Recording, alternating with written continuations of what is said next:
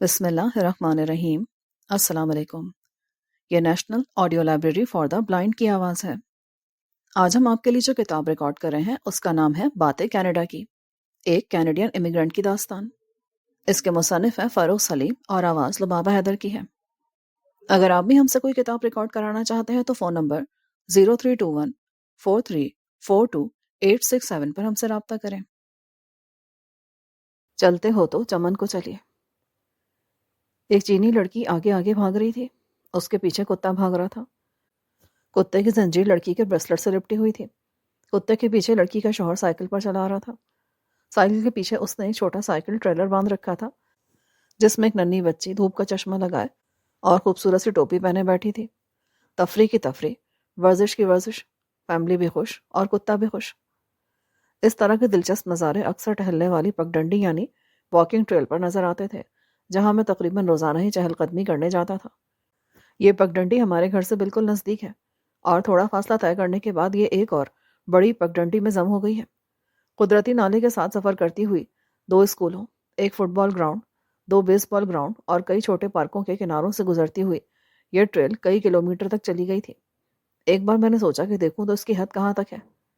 یہ خام خیالی رہا کیونکہ نقشے میں اس کی کئی طویل شاخیں دکھائی دی، چنانچہ میں نے ارادہ ترک کر دیا۔ اس پارک کی دیکھ بھال شہری حکومت کے ذمہ ہے اور حکومت کی ذمہ داری بہت ہی احسن طریقے سے نبھا رہی ہے۔ میں نے یہاں کبھی بھی گندگی نہیں دیکھی، کبھی حد سے بڑھی ہوئی گھاس مشاہدے میں نہیں آئی، نہ ہی کہیں شکستہ روشیں اور خود رو جھاڑ جھنکار دکھائی دیے۔ چند دن پہلے جب میں ٹہلنے کے لیے نکلا تو ذہن پر کافی بوجھ تھا۔ کچھ دیر ٹہلنے کے بعد میں نے دیکھا کہ ایک نہایت بزرگ شخصیت جو بمشکل تمام چل پا رہے تھے میرے سامنے سے گزرے، مسکرائے اور ہاتھ ہلایا۔ میں بھی غیر ارادی طور پر مسکرایا اور ہاتھ ہلا دیا۔ ان مسکراہٹوں کے تبادلے کے بعد میں نے محسوس کیا کہ میرے ذہن کا بوجھ اچانک ختم ہو گیا ہے اور میں خود کو بہت ہلکا محسوس کر رہا ہوں۔ کیوں نہ ہو، یہاں آنے والے ہم سب لوگ ایک واکنگ کلب کے غیر رسمی ممبر ہیں اور یہ ہیلو ہائے باہمی ربط و ضبط کا ایک مؤثر ذریعہ ہے۔ کینیڈا میں طویل ویکینڈ یعنی ایسا ویکینڈ جو 2 دن سے زیادہ کا ہو کی تیاری لوگ بہت پہلے سے کرنا شروع کر دیتے ہیں، خاص طور سے اگر کسی کا شہر سے باہر جانے کا یا پکنک وغیرہ کا پروگرام ہو۔ ہم لوگ بھی سردیوں کے طویل اور سخت موسم سے گزرنے اور بیسمنٹ تک محدود رہنے کی وجہ سے اس دفعہ کے لانگ ویکینڈ پر باہر جانے کا پلان کر رہے تھے۔ چونکہ ہمارے پاس گاڑی تو تھی نہیں، اس لیے گاڑی کرائے پر لینے یہاں کی عام فہم زبان میں رینٹ کرنے کا ارادہ تھا۔ اس سلسلے میں جب کوشش شروع کی تو پتہ چلا کہ فیملی کار اور وین وغیرہ سب جگہ ہی پہلے سے بک ہو چکی ہیں۔ کسی نے بتایا کہ ٹورونٹو ایئرپورٹ کے کار رینٹل پر کوشش کرو، وہاں ایئرپورٹ کے مسافروں کی وجہ سے ہمیشہ اچھی تعداد میں گاڑیاں دستیاب ہوتی ہیں۔ مشورہ بہت صحیح تھا۔ جب بڑے بیٹے نے ٹورونٹو ایئرپورٹ پر معلوم کیا تو وہاں مسئلہ حل ہو گیا۔ معقول کرایہ اور روزانہ آپ جتنا کلومیٹر چاہیں سفر کر سکتے ہیں۔ عموماً کرائے کی گاڑیوں پر ایک دن میں 100 یا 150 کلومیٹر کا سفر کر سکتے ہیں۔ اگر آپ دن بھر میں اس سے زیادہ سفر کریں تو ہر اضافی کلومیٹر کے الگ سے پیسے دینا پڑتے ہیں۔ لمبا سفر ہو تو یہ سودا خاصا مہنگا پڑ سکتا ہے۔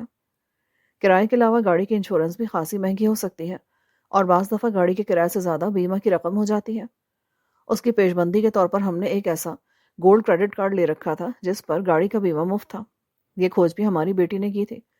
اس کو گھومنے پھرنے اور کفایتی تدبیروں میں ہمیشہ سے دلچسپی تھی۔ کمپیوٹر کی وجہ سے اب یہ مشغلہ آسان ہو گیا تھا۔ ہم لوگوں کا ارادہ ایلگون کوئن پارک جانے کا تھا۔ یہ پارک ٹورونٹو کے شمال میں تقریباً 250 کلومیٹر کے فاصلے پر گھومنے پھرنے اور 1-2 راتوں کے قیام کے لیے ایک بہت مناسب تفریح گاہ ہے۔ طے یہ ہوا کہ صبح سویرے گھر سے نکل پڑے، کچھ سینڈوچز وغیرہ ساتھ رکھ لیں اور کسی جگہ رک کر چائے وغیرہ لے لیں گے۔ صبح سویرے ہائی وے پر بہت زیادہ رش نہیں تھا، گاڑیاں مناسب رفتار سے چل رہی تھیں، لیکن میں نے نوٹ کیا کہ ایک گاڑی بہت تیز رفتاری سے میرے پیچھے آئی، کبھی میرے دائیں اور کبھی بائیں ہونے لگی۔ غالباً وہ مجھ سے آگے نکلنا چاہ رہی تھی۔ میں نے گاڑی ذرا کنارے کر لی۔ اس بے چین روح نے گاڑی زن سے نکالی اور ہوا ہو گئی۔ میرے حساب سے اس کی رفتار کسی بھی صورت 160 کلومیٹر سے کم نہیں ہوگی اور ڈرائیونگ بھی خطرناک حدوں کو چھو رہی تھی۔ میرے دل میں تو ہے کہ اسی وقت پولیس کو فون پر رپورٹ کروں۔ ایک 10 منٹ کا سفر کیا ہوگا کہ دیکھا کہ اس گاڑی کو پولیس نے روک رکھا ہے۔ یا تو میری طرح کسی نے سوچا ہوگا اور فون بھی کر دیا ہوگا، یا ٹریفک پولیس نے خود ہی ڈرائیور کو دھر لیا ہوگا۔ ایسی غیر ذمہ دارانہ حرکت دوسروں کے لیے اور خود ڈرائیور کے لیے بھی خطرناک ہو سکتی ہے۔ 100-125 کلومیٹر سفر کے بعد واش روم اور کافی بریک کے لیے گاڑی روکی اور اس کے بعد ہم تقریباً اگلے 1-1.5 گھنٹے میں راستے کی خوبصورتی سے لطف اندوز ہوتے ہوئے الگون کوئن پارک پہنچ گئے۔ یہاں کافی تعداد میں کاریں اور سیاحوں کی مخصوص بسیں نظر آ رہی تھیں۔ تفریح کرنے والوں کی اچھی خاصی تعداد اپنے ساتھ سائیکلیں اور کشتیاں بھی لے کر آئی ہوئی تھی۔ ہم نے پارک کے استقبالیہ سے داخلے کے ٹکٹ اور پارک سے متعلق کتابچہ اور نقشے وغیرہ لے لیے۔ ہمارے لیے معلومات اس لیے ضروری تھی کہ یہ کوئی چھوٹا موٹا پارک نہیں ہے۔ رقبے کے لحاظ سے ہی یہ پارک تقریباً 8,000 اسکوائر کلومیٹر پر پھیلا ہوا ہے اور اس میں ہر سال اوسطاً 3 لاکھ ٹورسٹ آتے ہیں۔ کتابچوں سے ہمیں پتہ چل گیا کہ گھومنے پھرنے کے مقامات مثلاً بیچ، آبشار، پکنک اسپاٹ اور کیمپنگ گراؤنڈ وغیرہ کہاں کہاں واقع ہیں۔ یہاں آج کل کون سے تفریحی پروگرام ہو رہے ہیں، کشتیاں اور سائیکلیں کہاں سے کرائے پر مل سکتی ہیں، کھانے پینے کی دکانیں اور خریداری کے مراکز کہاں کہاں موجود ہیں، وغیرہ وغیرہ۔ پارک کا اندرونی حصہ آپ پیدل یا بذریعہ کار بھی دیکھ سکتے ہیں، لیکن اگر آپ اس کا اندرونی حصہ دیکھنا چاہتے ہیں تو پھر آپ کو کشتی سے سفر کرنا پڑے گا۔ یہاں چپو والی کشتیاں اور موٹر بوٹ بھی کرائے کے لیے دستیاب تھی۔ ہمارا خیال تھا کہ الگون کوئن پارک دیگر تفریح گاہوں کی طرح کی فقط ایک تفریح گاہ ہے جہاں ہم معمول کی مشینی زندگی سے ہٹ کر ذرا اچھا وقت گزارنے جا رہے ہیں، لیکن پارک کے استقبالیہ میں داخل ہونے کے بعد پتہ چلتا ہے کہ یہاں صرف تفریح ہی نہیں ہے بلکہ یہاں معلومات کا خزانہ ہے جس میں تاریخ، جغرافیہ، قدرتی مناظر، جنگل کی زندگی، جانور، تحقیق اور مینجمنٹ سبھی کچھ شامل ہے۔ پارک کا انتظام کرنے والوں نے کس حسن خوبی سے اور کتنی مؤثر منصوبہ بندی سے کام لیا ہے۔ آپ جہاں بھی جائیں آپ کو فوری طور پر یہ احساس ہوگا کہ یہ سب کچھ ایسے ہی نہیں بن گیا بلکہ اس کے پس منظر میں بہت عمدہ منصوبہ بندی، کاوشیں اور انتھک محنت شامل ہے۔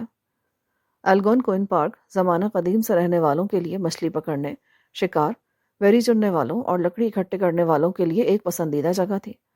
اس کے سفید پائن درختوں کی برطانوی شہری زندگی میں بڑی مانگ تھی، چنانچہ پائن کے درختوں کے کٹنے کا سلسلہ جاری رہا۔ اس کے کاٹنے والوں کی تعداد میں اضافہ ہوتا رہا اور وہ جنگل کے اندر دور دراز علاقوں میں پہنچنے لگے۔ طریقہ کار یہ تھا کہ پہلے کلہاڑی سے بڑے بڑے درخت کاٹے جاتے، ان کے چوکور ٹکڑے کیے جاتے اور جب گرمیوں کا زمانہ آتا تو ان کو کھینچ کھانچ کر دریا اٹاوا میں بہا دیا جاتا، جہاں سے وہ سفر کرتے ہوئے محسب دنیا تک آ جاتے اور وہاں ان کو دریا سے باہر کھینچ لیا جاتا۔ ہم لوگوں نے سب سے پہلے گاڑی میں پارک کا ایک لمبا چکر لگایا، کچھ جگہ رک کر تصویریں کھینچی اور پھر کھانے کا وقفہ کر لیا۔ دوسرے مرحلے میں ہمارا ٹریکنگ اور کشتی رانی یعنی کینوئنگ کا پروگرام تھا۔ چونکہ ہم نے دن بھر کا ٹکٹ لیا ہوا تھا اس لیے ہمارا خیال تھا کہ آج کے دن جتنا گھوم سکتے ہیں گھوم لیں۔ دوسرے دن دوبارہ فی آدمی $12 صرف ٹکٹ پر خرچ کرنا ذرا مہنگا سودا لگ رہا تھا۔ کرائے کی کشتی کے ساتھ ان لوگوں نے پہننے کے لیے حفاظتی جیکٹ بھی دیے اور خاص طور سے تاکید کی کہ دوران سفر اسے کسی وقت بھی نہ اتاریں۔ چونکہ جھیل بہت طویل و عریض ہے اس لیے حفاظتی عملہ ہر جگہ نگاہ نہیں رکھ سکتا۔ چھوٹے صاحبزادے فرمانے لگے، آپ لوگ گھبرائیں مت، مجھے سوئمنگ آتی ہے۔ میں اس کی بات پر دل ہی دل میں ہنسا۔ بہرحال اس کا دل رکھنے کے لیے میں نے کہا، اگر ایسی بات ہے تو پھر میں آپ ہی کے ساتھ بیٹھوں گا۔ 2 گھنٹے کی کشتی رانی بہت پر لطف لیکن بہت بامشقت تھی۔ جب کشتی کنارے لگی تو میں نے سکون کا سانس لیا اور شور مچا دیا کہ اب کسی ہوٹل میں چل کر آرام کرتے ہیں۔ آرام بڑی چیز ہے، منہ ڈھک کر سوئیے۔ معزز سامعین، جو ریکارڈنگ آپ نے ابھی سماعت فرمائی اسے national audio library for the blind کی جانب سے پیش کیا گیا ہے۔ ہمارے یوٹیوب چینل کو لائک، سبسکرائب اور شیئر ضرور کیجیے۔